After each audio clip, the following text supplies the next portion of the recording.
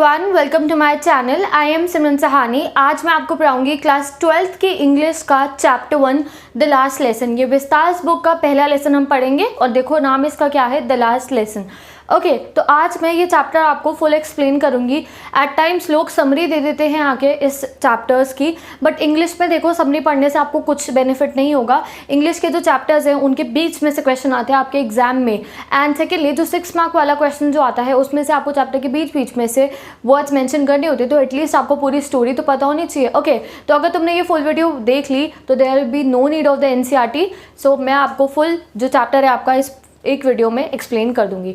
तो हमें पढ़ना है द लास्ट लेसन। इस लेसन के राइटर कौन है? अल्फोंसो डॉडेट। ये एक शॉर्ट स्टोरी राइटर हैंगे एंड ये चैप्टर फ्रैंको प्रूशियन वॉर के टाइम के बारे में हमें बताता है। फ्रांस और प्रूशियन मतलब क्या, पर्शिया का वॉर चल रहा था। वॉर होते थे, पहले ज़माने के लोगों का काम क्या था, वॉर ही करते रहते थे। कभी वर्ल्ड वॉर हुआ, उससे पहले वॉर, तो वॉर चल रहा था। अब ये पर्शिया कौन सी जगह है?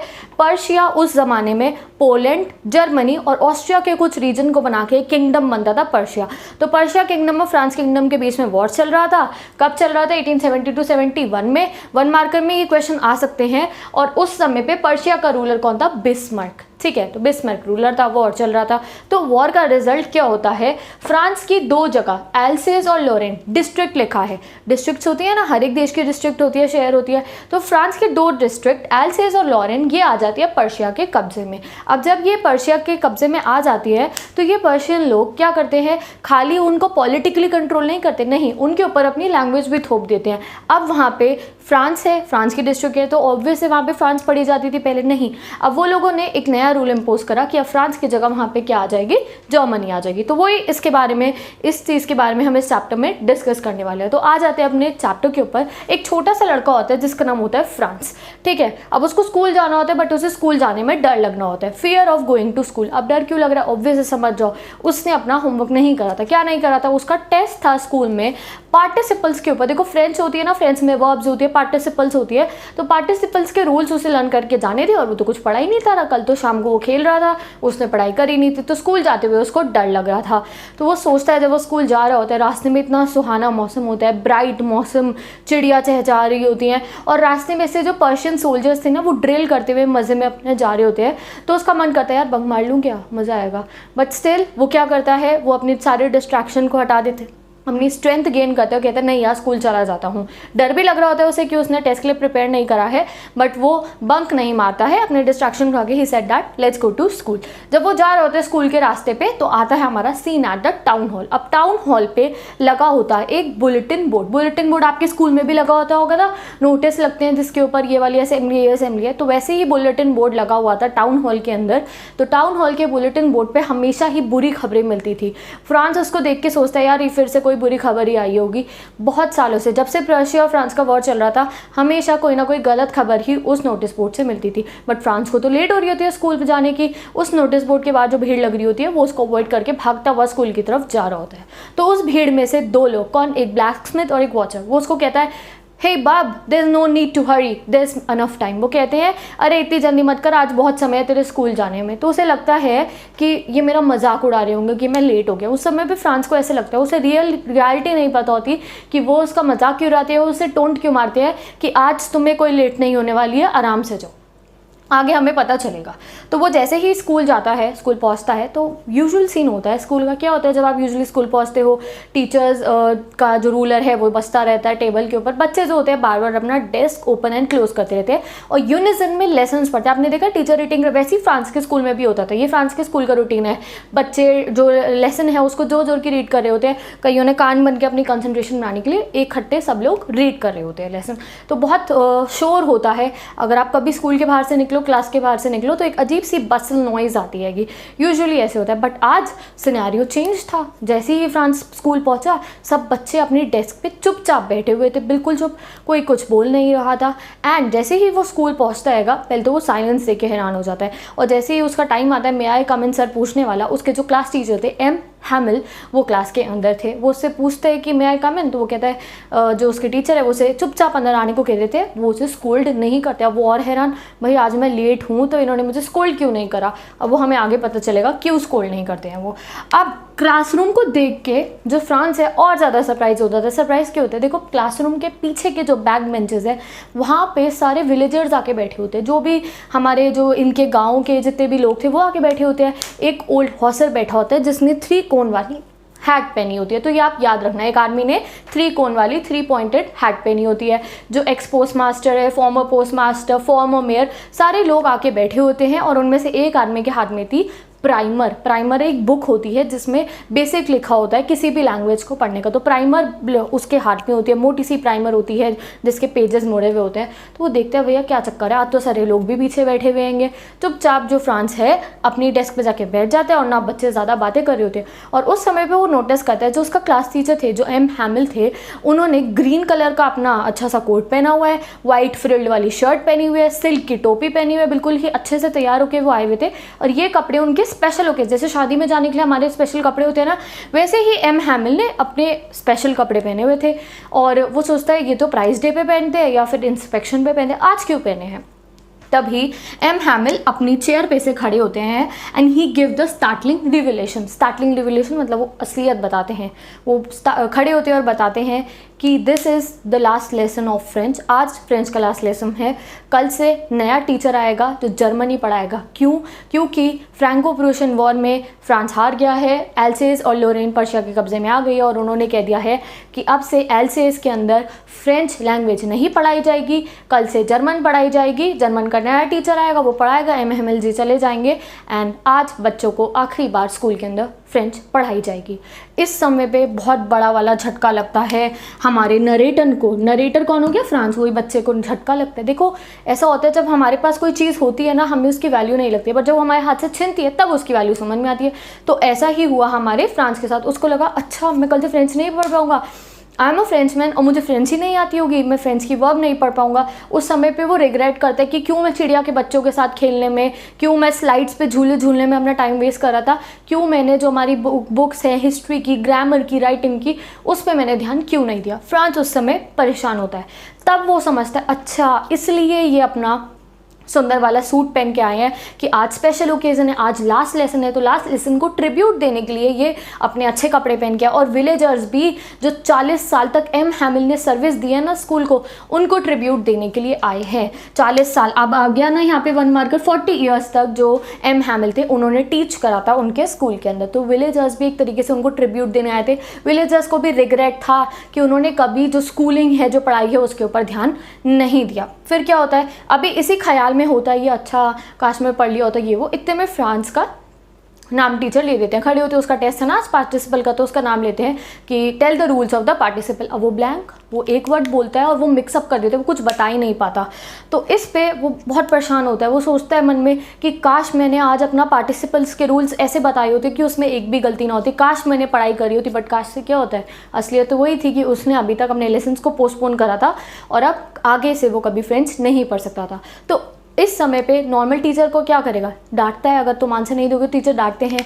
एम हैमिल का रिस्पॉन्स क्या था? टीचर का रिस्पॉन्स बिल्कुल ही अलग था। वो उसे डांटते नहीं, set poor France sit down, मेरे बच्चे बैठ जाओ आप, तुम्हें बुरा फील करने की ज़रूरत नहीं है, गलती सिर्फ तुम्हारी नहीं है। फ्रांस के टीचर कहते हैं गलती हम सबकी है, there is a lack of learning. वो फ्रांस के पेरेंट्स को इसका जिम्मेवार कहते हैं, तुम्हारे पेरेंट्स की गलती है जो तुम्हें मिल पे काम करवाते हैं, जो तुमसे फार्म पे काम करवाते हैं चंद पैसों के लिए। तुम्हें ये नहीं कहते कि फ्रांस बेटा बुक उठाओ पढ़ने बैठो। गलती मेरी है बिकॉज मैंने भी कई बार तुम्हें पौधों में पानी डालने के लिए बोला है, मैंने भी छुट्टी करवाई है फिशिंग पे जाने के लिए स्कूल की, तो गलती मेरी भी है। मैंने भी फ्रेंच लैंग्वेज की लर्निंग को पोस्टपोन करा, तुम्हारे पेरेंट्स ने भी करा और तुमने भी नहीं पढ़ा। तो टोटल में गलती है, किसी एक की गलती नहीं है। वो बिल्कुल ही यूनिवर्सल सी बात करते हैं। ऐसा ही होता है जब हमारे हाथ में कुछ होता है तो हम उसको पोस्टपोन करते हैं, उसे कल पे टालते हैं। और अब एक डूम्स डे आ गया। डूम्स डे मतलब कि अब तो ख़त्म है, अब तो फ्रेंड्स पढ़ ही नहीं सकते, अब कहाँ से कल करोगे आप। तो ये जो शिक्षा है ये एक लेक्चर टाइप का, वो बहुत परेशान होते हैं उस समय पे एम हैमिल जी। तो वो ये फ्रांस को नहीं डालते, वो रियलिटी बताते हैं, पेरेंट्स की, खुद की, सबकी गलती है फ्रेंच लैंग्वेज को इज्जत ना देने की। उस समय पे वो फ्रेंच लैंग्वेज को इंपॉर्टेंस बताते हैं। वो कहते हैं कि फ्रेंच लैंग्वेज दुनिया की सबसे खूबसूरत लैंग्वेज है और कोई भी जो लैंग्वेज है उसको वो बोलते हैं की टू द प्रिजन। अब वो जेल में बंद हो गए थे एल्सेस लॉरेन के लोगों के ऊपर, तो कब से करने आ गए थे, दे आर इम्प्रिजन नाउ।